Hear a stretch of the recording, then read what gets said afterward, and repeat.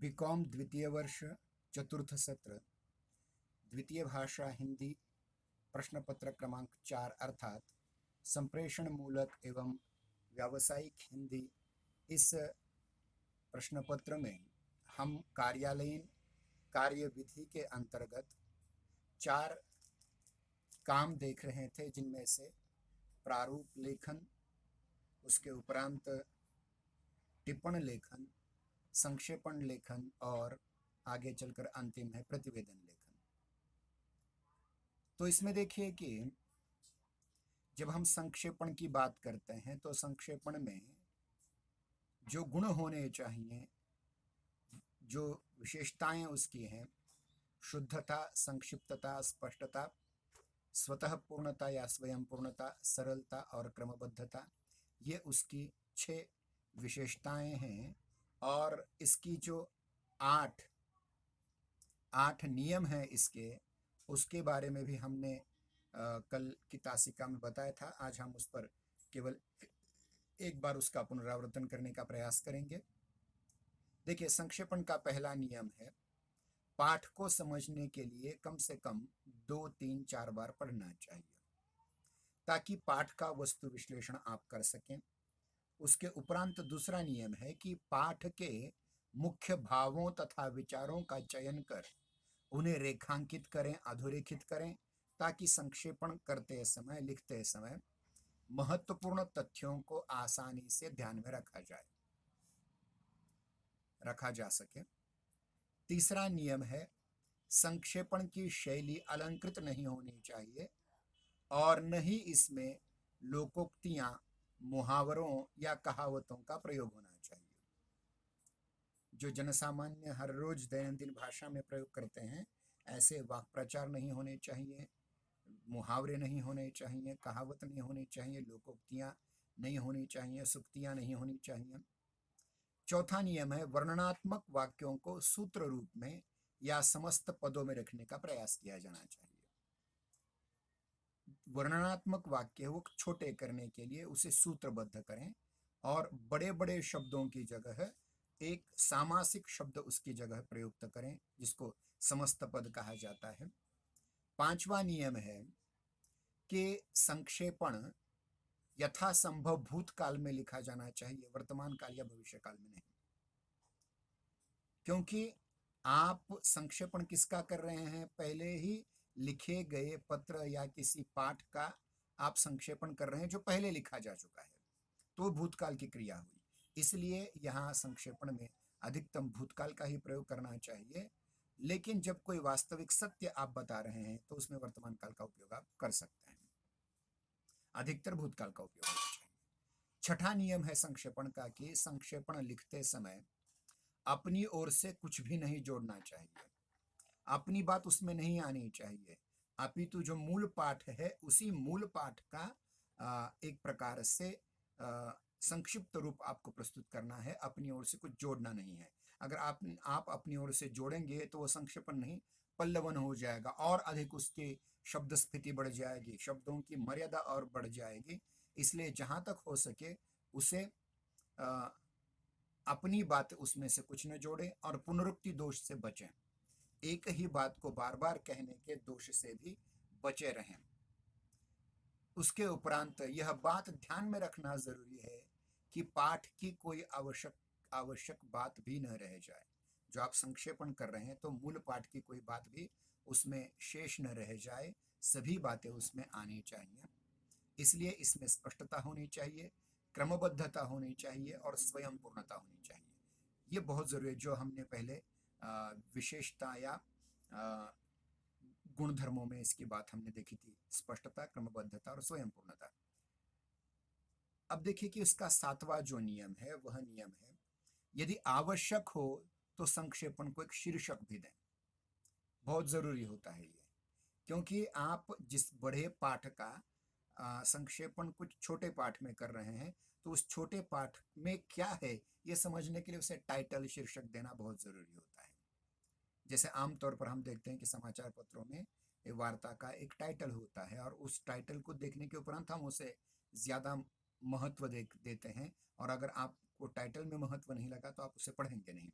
उसी प्रकार से अगर इस कार्यालयीन कामकाज में, खास करके वित्त वाणिज्य के कामकाज में, बड़े पाठ का अगर आपने एक अच्छा संक्षेपण किया है तो उसे एक अच्छा शीर्षक देना भी चाहिए।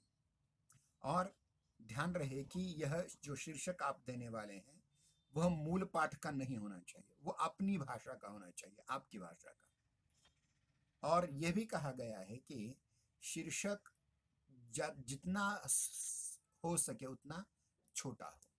अगर शीर्षक बड़ा होगा तो उसका कोई फायदा नहीं होगा, क्योंकि पहले संक्षिप्तकरण, संक्षेपीकरण और संक्षेपण का भी शीर्षक अत्यंत संक्षिप्त होना चाहिए, छोटा होना चाहिए, इसलिए उसे ज्यादा बड़ा नहीं बनाना चाहिए।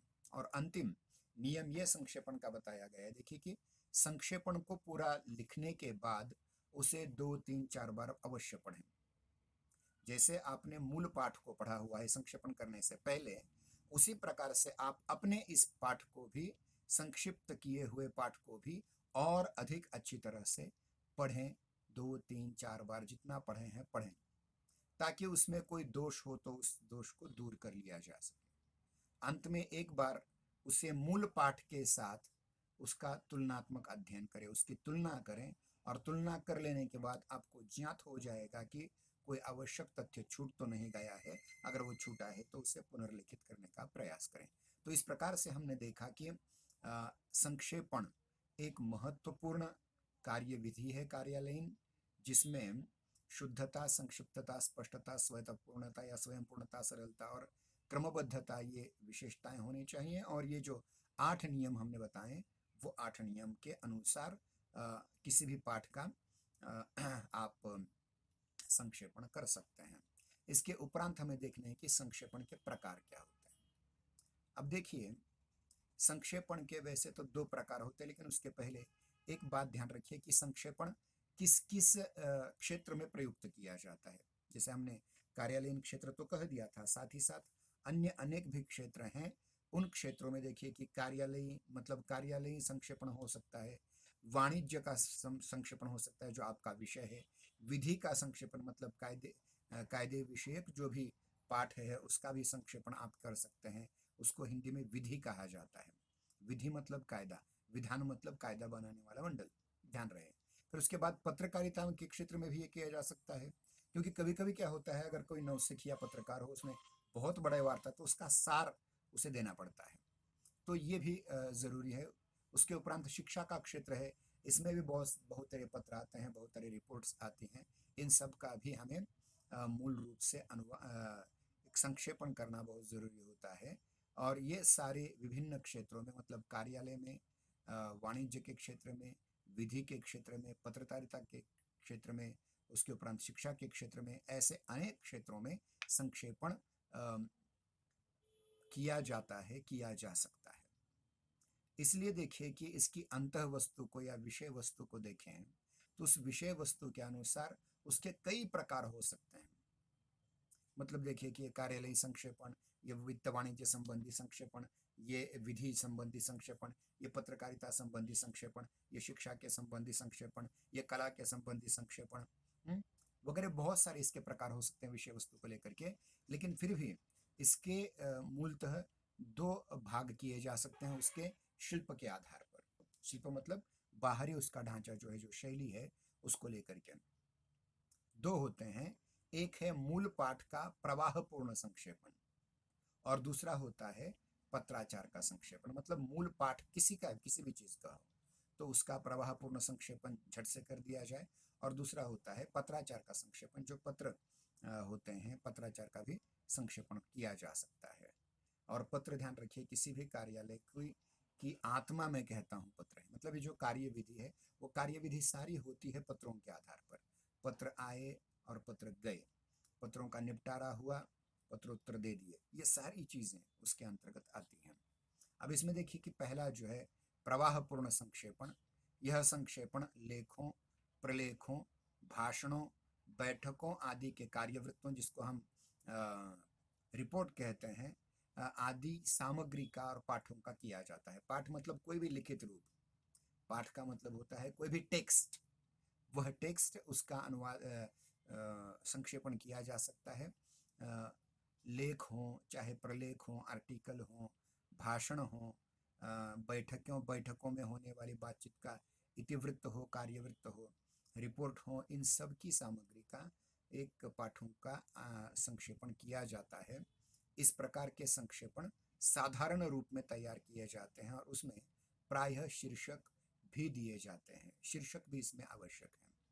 तो प्रवाहपूर्ण संक्षेपण किसी भी बात का हो सकता है, प्रवचन का हो सकता है, व्याख्यान का हो सकता है, भाषण का हो सकता है, लेखों का हो सकता है, प्रलेखों का हो सकता है, रिकॉर्ड का हो सकता है, बैठकों में होने वाली इतिवृत्तों का हो सकता है। सबका सबकी सामग्री का या पाठों का ये संक्षेपण किया जा सकता है और एक इस प्रकार से संक्षेपण एक साधारण रूप में तैयार किए जाते हैं, उसमें शीर्षक भी आवश्यक होता है। तो ये हुआ प्रवाहपूर्ण पूर्ण संक्षेपण। और दूसरा है पत्राचार का संक्षेपण। ये बहुत महत्वपूर्ण है क्योंकि वित्त वाणिज्य के क्षेत्र में भी प्रायः पत्र आते हैं। देखिए, वित्त वाणिज्य क्षेत्र से कौन कौन से संस्थान हो सकते हैं? बैंक हो सकते हैं, उसके उपरांत छोटी पत्र संस्थाएं हो सकती हैं, राष्ट्रीयकृत बैंक हो सकती हैं, निजी बैंक हो सकते हैं, विदेशी बैंक हो सकते हैं, उसके उपरांत चार्टर अकाउंटेंट का कार्यालय हो सकता है, GD&A वाले का कार्यालय हो सकता है, कर परामर्शदाता का कार्यालय हो सकता है, इनकम टैक्स परामर्शदाता का कार्यालय हो सकता है। कोई भी कार्यालय जहाँ अर्थ से संबंधित, इतना ही नहीं, हमारे महाविद्यालय का भी, यानी प्रत्येक महाविद्यालय का भी जमा खर्च, उसका पूंजी तालमेल बिठाने का भी एक ऑडिटर वहाँ होता है। तो वो भी एक प्रकार से एक कार्यालय का हिस्सा है और कार्यालय में ये सारी बातें आवश्यक होती हैं। अगर हम कार्यालय में आने वाले पत्रों का अगर हम संक्षेपण करना चाहें तो संक्षेपण किस प्रकार कर सकते हैं? देखिए, कार्यालयी संदर्भ में उच्चाधिकारियों को कई पत्र प्रायः नियमों को देखना पड़ता है। कुछ नियम होते हैं, कुछ पत्र होते हैं, कुछ पत्राचार होता है जिसमें अलग अलग आदेश होते हैं, निर्देश होते हैं, अनुदेश होते हैं और खुद भी उसे जारी करने पड़ते हैं। जो उच्चाधिकारी होता है वो भी अलग अलग आदेश दे सकता है, ले सकता है और उन सब का अध्ययन करना उसके लिए असंभव हो जाता है क्योंकि ऐसे पत्र या तो बहुत लंबे होते हैं या उसकी शब्द स्फीति बहुत ज़्यादा होती है। कभी कभी आपने बहुत बार सुना होगा ये कि अमुक अमुक मामले पर न्यायालय ने 5,000 पृष्ठों का अंतरिम रिपोर्ट जमा की। अब ये क्या हो सकता है, विचार कीजिए आप। 5,000, 10,000, 20,000 तक का पृष्ठों का ये काम हो सकता है। फिर उसका निचोड़ जो होता है, जो सार होता है, अब देखिए, जितने भी पत्र होते हैं, जितने भी आदेश होते हैं, जितने भी निर्देश होते हैं, जितने भी अनुदेश होते हैं, उन सब अनुदेशों को जारी करने का कार्य उच्चाधिकारी का होता है और यह उच्चाधिकारी बड़े लंबे लंबे पत्रों को समयाभाव में पढ़ नहीं सकता। तो इसलिए ये सारे कामकाज कागज उसकी नज़र में नहीं आते। तो उसके नीचे, यानी उसके अधीनस्थ कर्मचारी का ये कर्तव्य होता है कि अपने बड़े साहब का समय जहाँ तक हो बचा कर रखें और इसलिए वह जो कागज पत्र भेजे जाएं उनका संक्षेपण या सार भी भेजा जाए जिनमें मूल संवेदन का आशय भी स्पष्ट हो।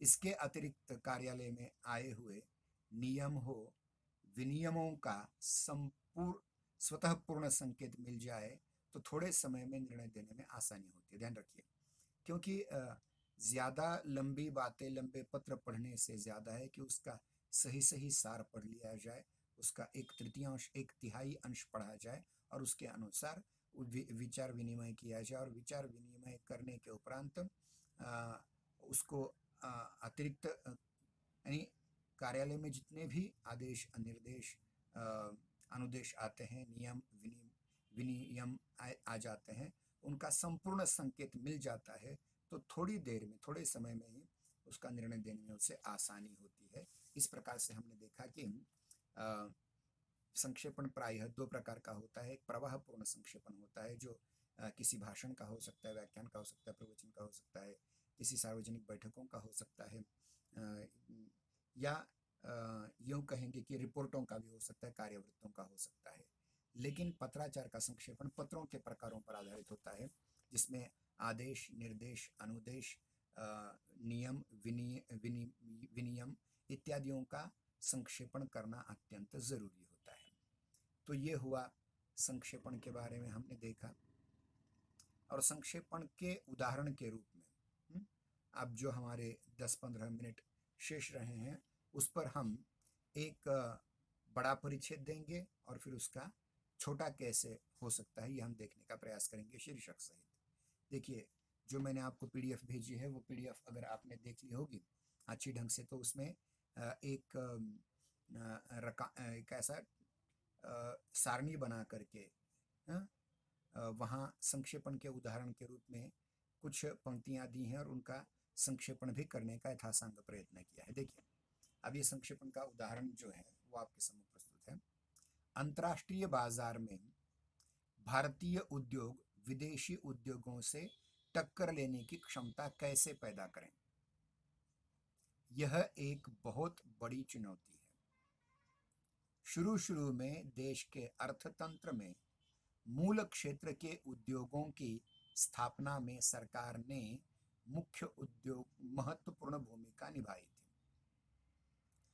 राष्ट्रहित में आधारभूत उद्योगों की आवश्यकता को समझते हुए बहुत से उद्योगों को अनेक प्रकार से संरक्षण प्रदान किया और देश विदेश के प्रतिद्वंद्वी उद्योगों द्वारा मुकाबले की चोट से बचाने की कोशिश की गई। पिछले 3 दशकों में कुछ महत्वपूर्ण क्षेत्रों में कई उद्योगों ने काफी उन्नति की है।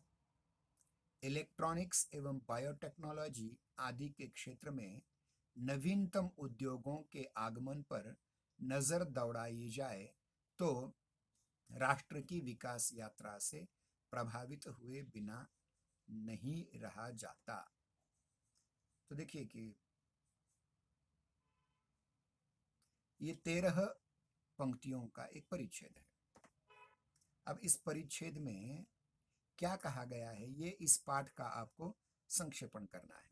अब देखिए 13 पृष्ठ हैं, 13 पंक्तियां हैं, तो हमारे जहन में एक तिहाई होना चाहिए, एक तृतीयांश करना होना चाहिए। मतलब देखिए कि आपको ये कम अधिक से अधिक 5 पंक्तियों में करना होगा, क्योंकि 4 तिया 12, हाँ? तो 4 या 5 पंक्तियों में इसका सार आपका होना चाहिए। तो इसके लिए क्या करना है आपको, इसका नियम क्या है पहले कि इस पाठ को आप 3-4 बार पढ़ें। जैसे हम पढ़ेंगे देखिए आपकी समझ में आ जाएगा। तब हमने एक बार पाठ किया, अब दूसरा पाठ करने जा रहे हैं। अंतर्राष्ट्रीय बाजार में भारतीय उद्योग विदेशी उद्योगों से टक्कर लेने की क्षमता कैसे पैदा करें, यह एक बहुत बड़ी चुनौती है। शुरू में देश के अर्थतंत्र में मूल क्षेत्र के उद्योगों की स्थापना में सरकार ने मुख्य उद्योगों की भूमिका निभाई।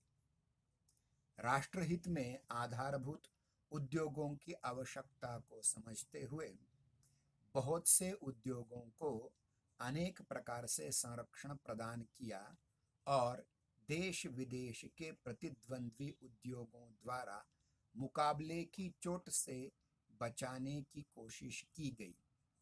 पिछले 3 दशकों में कुछ महत्वपूर्ण क्षेत्रों में कई उद्योगों ने काफी उन्नति की है। इलेक्ट्रॉनिक्स एवं बायोटेक्नोलॉजी आदि के विषय में नवीनतम उद्योगों के आगमन पर नजर दौड़ाई जाए तो राष्ट्र की विकास यात्रा से प्रभावित हुए बिना नहीं रहा जाता। अब देखिए दूसरे पाठ में भी हमें कुछ नए शब्द आए। अब इनमें से विदेशी उद्योग, भारतीय उद्योग, ये महत्वपूर्ण शब्द हैं। फिर चुनौती शब्द महत्वपूर्ण है। इस प्रकार से देश विदेश के प्रतिद्वंद्वी, सरकार ही मुख्य उद्योग, ये सारी चीजों को आप अधोरेखित करके रखें ताकि आपको पता चलेगा कि कौन सी बातों का आपको संक्षेपण करना अत्यंत जरूरी है।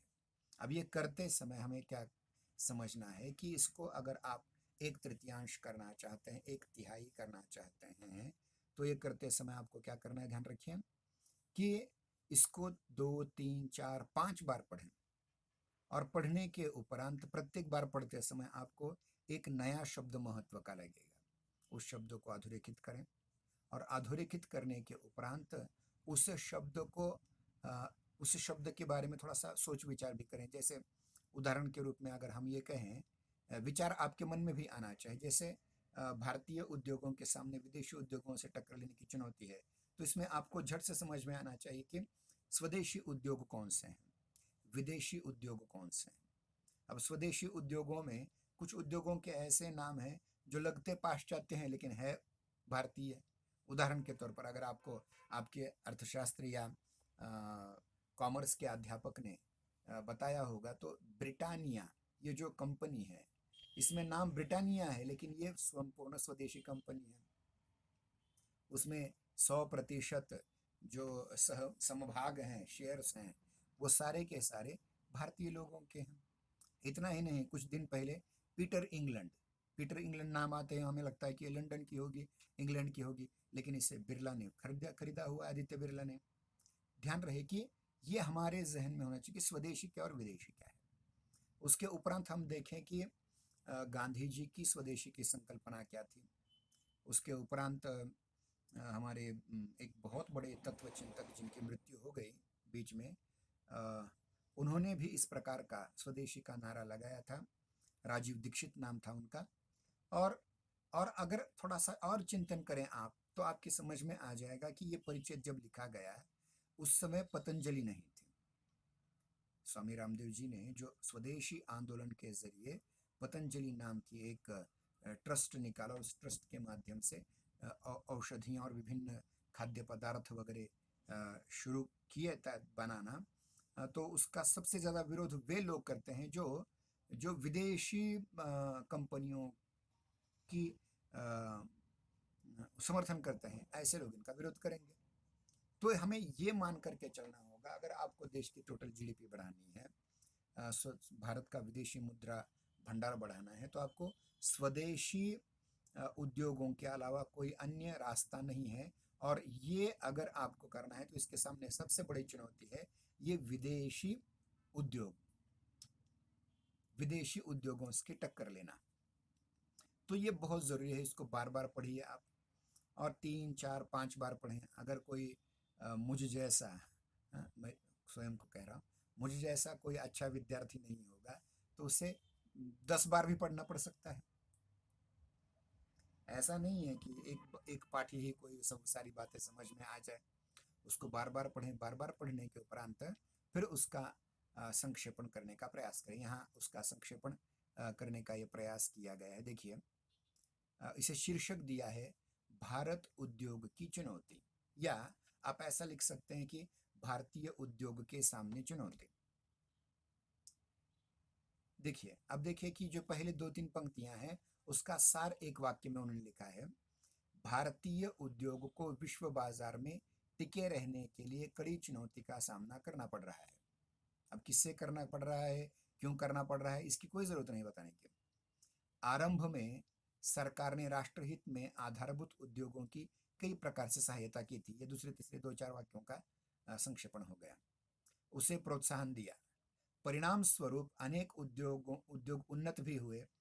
विद्युत उत्पादन में के क्षेत्र में भारतीय उद्योग की विशेष प्रगति सराहनीय है। तो इस प्रकार से यहाँ ये कर दिया। तो अब इसमें सारी चीजें आए हैं, ऐसा नहीं, क्योंकि अंतिम, ध्यान रखिए, अंतिम संक्षेपण कोई नहीं होता है, कुछ ना कुछ छूट जाता है, कुछ ना कुछ जुड़ जाता है। इसलिए हमें ये प्रयास करना चाहिए कि 2 3 4 5 बार प्रयास करना चाहिए कि सारी की सारी बातें उसमें उतारें।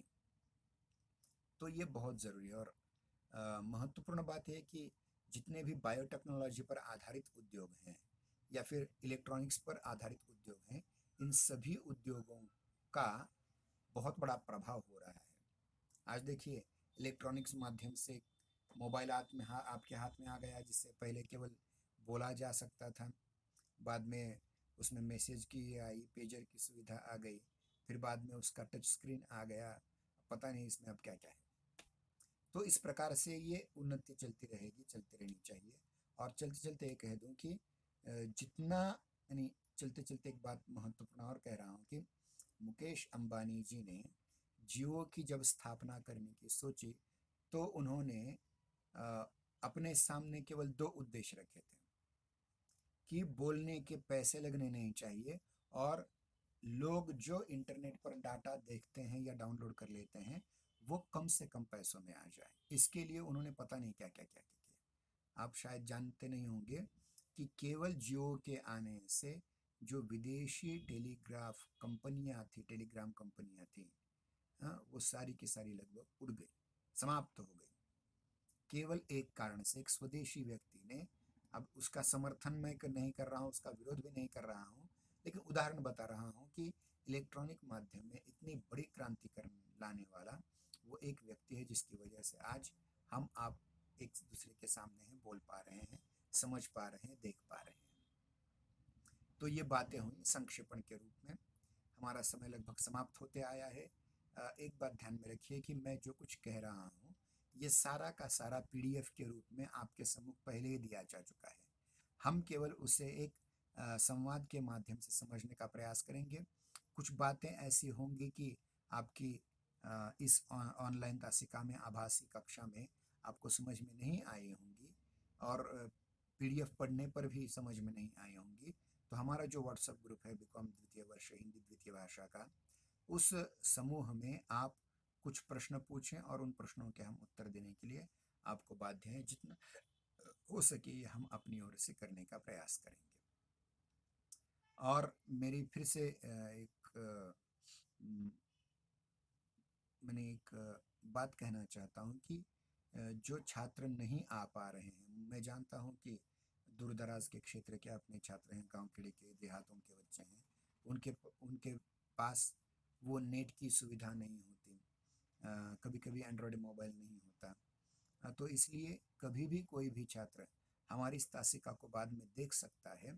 ऐसा करके हमने आपको पीडीएफ भी डाल दी है, और प्रत्येक तासिका की हम स्क्रीन रिकॉर्डिंग करके उसकी यूट्यूब लिंक भी बना रहे हैं, जो हमें आपको हमारे जय हिंदी जय नागरी चैनल पर सबके लिए खुली होंगी। कोई भी उसे देख सकता है, कोई भी पढ़ सकता है, ये सबके लिए ज्ञान है, ध्यान रखिए। ऐसा कहा जाता है मानो कि ज्ञान जितना बांटा जाए उतना बढ़ता है। इसलिए हम अपने जो छात्र जुड़ नहीं पा रहे हैं किसी कारणवश, तो उन छात्रों तक भी ये यूट्यूब लिंक पहुंचा देने का हम प्रयास कर रहे हैं हमारे समूह के माध्यम से। अब कितने देखते हैं, कितने नहीं देखते, कितनी तासिका में, आभासी तासिका में आते हैं, नहीं आते, ये आपका स्वयं का प्रश्न है। और ध्यान रखिए, इसलिए आपको सबसे ज़्यादा ज़रूरी है कि आप इसे अधिक से अधिक ये करने का प्रयास करें कि उसे बार बार देखें, अन्य छात्रों को जोड़ने का प्रयास करें।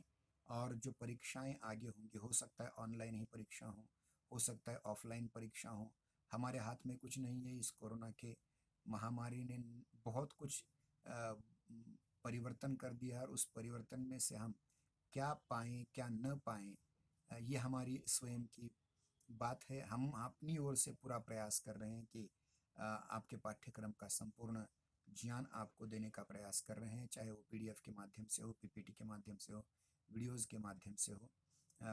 गत सत्र में भी हमने परीक्षाएं भी गूगल फॉर्म की ली थी। वैसे अगले महीने में भी जुलाई महीने में हम हर पाठ पर गूगल परीक्षाएं लेंगे, और उसके माध्यम से आपको आपकी प्रगति का अंदाज़ा भी हो जाएगा, और आप परीक्षा में अच्छा प्रदर्शन भी कर पाएंगे। ठीक है, आज के लिए इतना ही। अगले शुक्रवार को हम प्रतिवेदन, कार्यालयीन लेखन का जो चौथा महत्वपूर्ण स्तंभ है, प्रतिवेदन लेखन को लेकर के चर्चा करेंगे। ये बहुत ही महत्वपूर्ण चर्चा होने वाली है अगले शुक्रवार और शनिवार को। तो आप सभी उसमें उपस्थित रहेंगे। इस अपेक्षा के साथ सभी को जय हिंदी जय नागरी। धन्यवाद।